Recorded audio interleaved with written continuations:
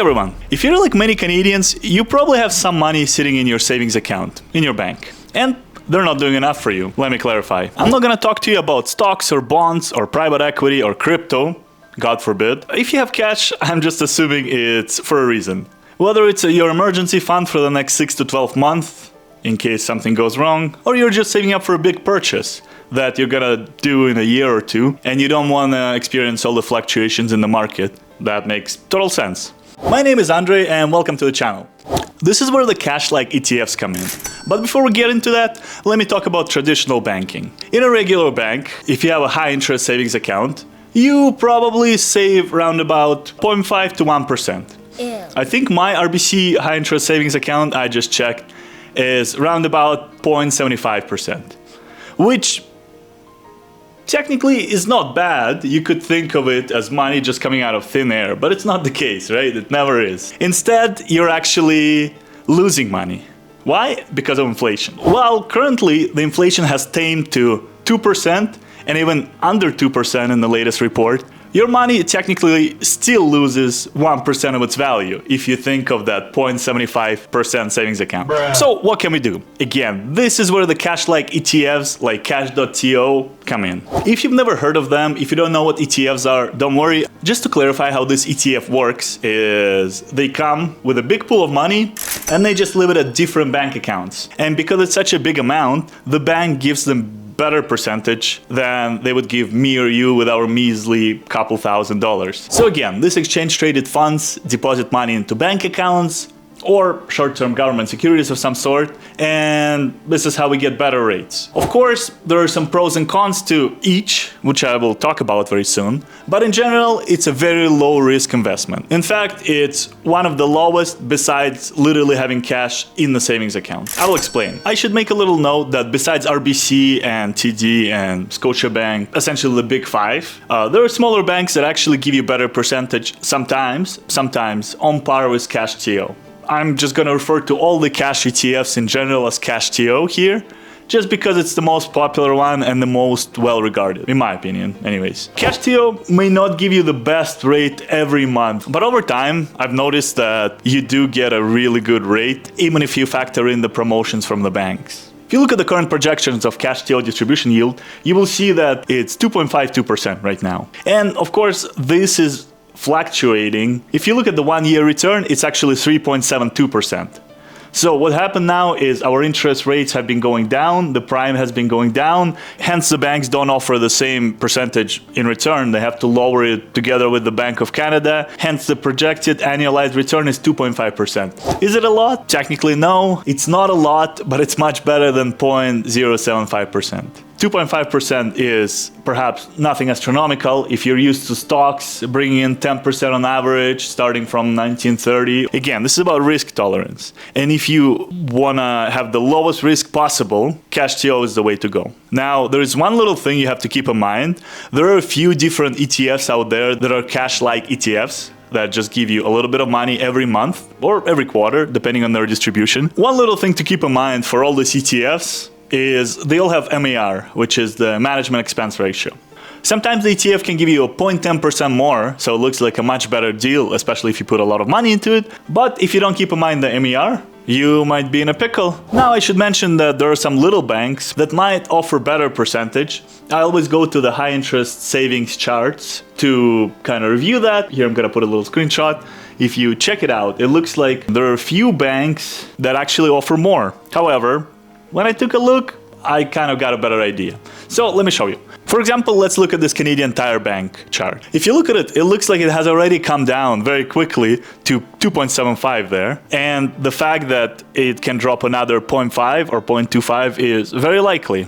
If you look at all these fluctuations, it really all depends on how the management of this bank decides to do things. They may not follow the Bank of Canada dot for dot the same way variable mortgages do, but they do. And overall, if you look at that trend, chasing this 0.1, 0.2%, moving money between the banks just to get a little more is very stressful. And unless it's your full-time job or you're really, really passionate about it, it might not be worth the hassle. Again, I should mention that all these banks actually are CDIC covered, which means they have insurance up to $100,000, which for some people it might be worth it to just keep your money in there as long as it's under 100K and kind of have that peace of mind that if the bank goes insolvent, you have the money. However, let's look at the holdings at CASH.TO again. And if you look at the holdings, you see the National Bank of Canada, you see CIBC, you see Scotia, where they keep most of their money. So technically, if the big fives do fail, I think we'll have much bigger problems than the couple $1,000s that you have in this ETF, for example.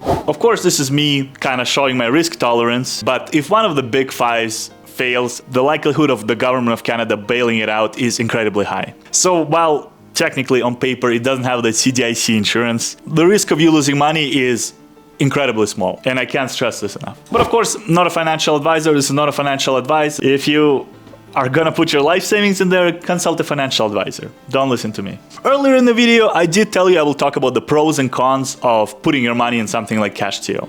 And I've actually already glanced over some pros and some cons, but let's just make a nice bullet point so it's easier to make your decisions. So first of all is the higher yields. Because if you want safety, it's very easy to just keep all your money in RBC at 0.75%. The question is it worth it? Is it not? Again, it depends on your risk tolerance. So here we are.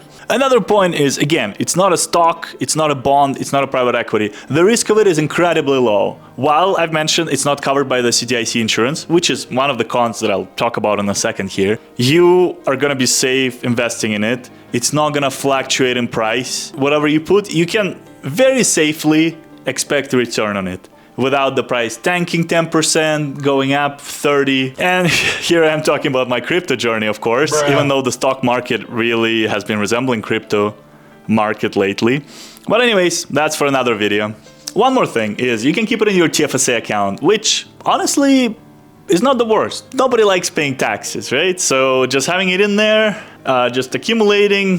One little note, if you're keeping it in your regular account, so not TFSA, not RSP, any money you get from it will be taxed as income. How does it work? The same way it works with your savings account. Usually at the end of the year, you'll get a T5 where it will show how much you've made in your non-registered account and you have to pay taxes for it as if it was your income. Unlike stocks and some other ETFs, this CASH.TO, cash distribution ETFs, actually are taxed as income. So that's one little fun thing about this whole video. And the last point is they're very liquid. You can sell it anytime that your brokerage is open. So in this case, it's the Toronto Exchange. So anytime it's open, you can buy them, you can sell them. There is no issue with liquidity, with you having to hold it for a week or for a month. If some banks, for some promos, they make you keep your money in there for a year just to get the reward. Some banks offer you an iPad. If you transfer this certain amount, you have to hold it for a year and get this measly return, like 0.75% I mentioned in RBC. This one does not actually do that. You can buy it, the next day you can sell it. That's a little bit nice if you value liquidity. Okay, let's talk about cons. So the biggest one is that it's not CDIC insured, which is very true, very concerning for some people. But again, as we reviewed the holdings of it, the fact that it has money in CIBC, Scotia, and the National Bank of Canada, if all of the three banks go insolvent, I can assure you there would be bigger problems out there than a couple thousand in this ETF. And not just for the general economy, for the stock market, for employment, for everything.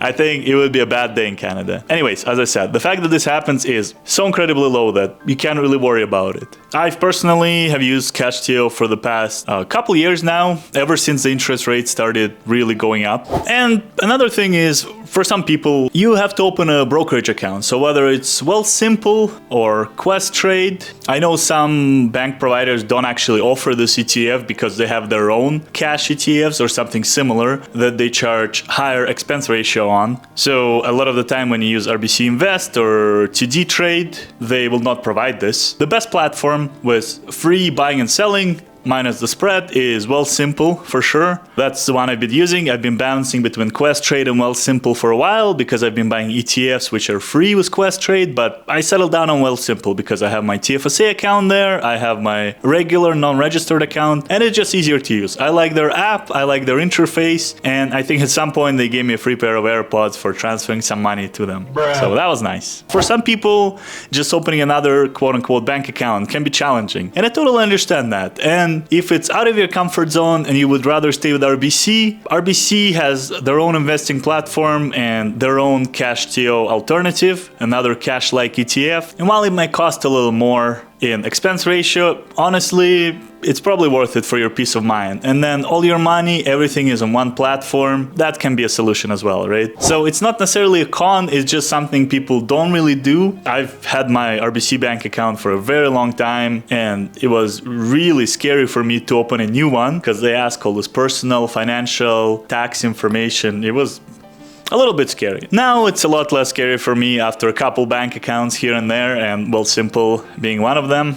But anyways, just one of those things, right? So who's this for? It's for people who have cash and are not willing to invest it into something volatile, especially with current political and financial climate, and they just want to make sure that their money are safe. And that's the reason they have kept them in the savings account to begin with. So again, if you have some money in your savings account and you want to get high return, if you're just building up your emergency fund, again, you don't need to build it inside your RBC high interest savings account. What you can do is transfer couple $100 every month to, well, Simple, for example, or whichever brokerage platform you're using, and just get CASH.TO or another cash ETF alternative. And again, if you have something like down payment money that you are planning to purchase within the next year or two, or you just want to pay off your mortgage at the end of the year and you have this little chunk sitting and you want to get a couple bucks on it, that could be good for that. To conclude, let's just summarize why this video was made.